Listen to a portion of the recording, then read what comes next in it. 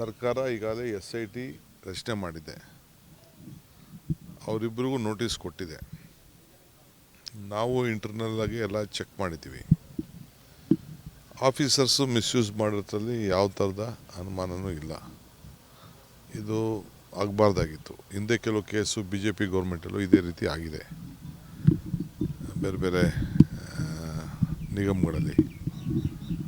So ಭಾಳ ವ್ಯವಸ್ಥಿತವಾಗಿ ವಂಚನೆ ಮಾಡಿದ್ದಾರೆ. ವಂಚನೆ ಮಾಡಿದವ್ರಿಗೆ ಶಿಕ್ಷೆ ಆಗಬೇಕು. ಆದರೆ ನಮಗೆ ನಮ್ಮ ಶಾಸಕರಲ್ಲಿ ಮಂತ್ರಿದಾಗಲಿ ಯಾವ ಥರದ ಕೈವಾಡ ಇಲ್ಲ ಅನ್ನೋದು ನಮ್ಮ ಹತ್ರ ಅವರು ಮನವರಿಕೆ ಮಾಡಿದ್ದಾರೆ. ಸೊ ಬಟ್ ಇನ್ವೆಸ್ಟಿಗೇಷನ್ ಅಂತೂ SIT ಅವರು ಭಾಳ ಮಾಡ್ತಾಯಿದ್ದಾರೆ. ED ಅವರು ಅವಶ್ಯಕತೆ ಏನೂ ಇರಲಿಲ್ಲ. ಈಗಾಗಲೇ ಬ್ಯಾಂಕ್ ವಿಚಾರ ಅಂತಂದಮೇಲೆ ಇಷ್ಟು ದೊಡ್ಡ ಮೊತ್ತ ಅಂತಂದಮೇಲೆ ಬ್ಯಾಂಕವರು ಖಂಡಿತ ಇನ್ವೆಸ್ಟಿಗೇಷನ್ ಮಾಡೋಕ್ಕೆ ಅವ್ರಿಗೆ ಪವರ್ಸ್ ಇದೆ. ಫೈನಾನ್ಷಿಯಲಿ ಇಷ್ಟು ದೊಡ್ಡ ಬ್ಯಾಂಕ್ದು EDದೇನು ಅಂತ ಬರೋ ಅವಶ್ಯಕತೆ ಇರಲಿಲ್ಲ. ಬಟ್ ಅವ್ರು ಬಂದಿದ್ದಾರೆ ಅಂತ ನನಗೆ ನೀವು ಹೇಳಿದ್ಮೇಲೆ ನನಗೆ ನಿಮ್ಗೆ ನಿಮಗೆ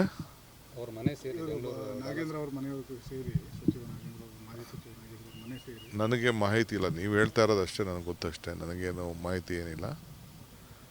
ಬಟ್ ನನಗೆ ಅವ್ರು ಯಾವ ಥರದ ತಪ್ಪು ಇಲ್ಲ, ಉತ್ತರ ಕೊಡ್ತಾರೆ. ಏನು ಬೇಕೋ ತನಿಖೆ ಮಾಡಲಿ. ರಾಜ್ಯ ಸರ್ಕಾರ SIT ನೇಮಕ ಮಾಡಿದ ಮೇಲೂ ಕೂಡ ED ಈ ಥರ ಓವರ್ಟೇಕ್ ಮಾಡಬಾರ್ದು.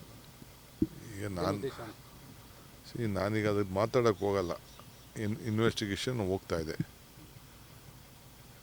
ಅವ್ರು ಯಾವ ಥರದ ತಪ್ಪು ಇಲ್ಲ, ಕ್ಲೀನಾಗಿ ಬರ್ತಾರೆ ಅನ್ನೋದು ನಂಗೆ ನಂಬಿಕೆ ಇದೆ.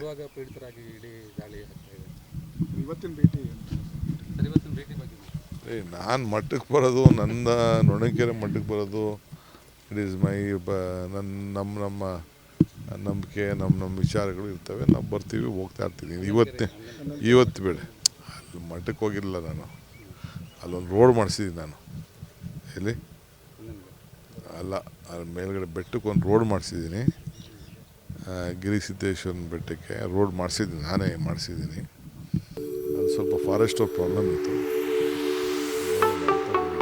ಏನು ನಿಜವಾದ ಫಾರೆಸ್ಟ್ ಪ್ರಾಬ್ಲಮ್ ಇದೆಯಾ ಏನು ಅಂತ ನೋಡಿ.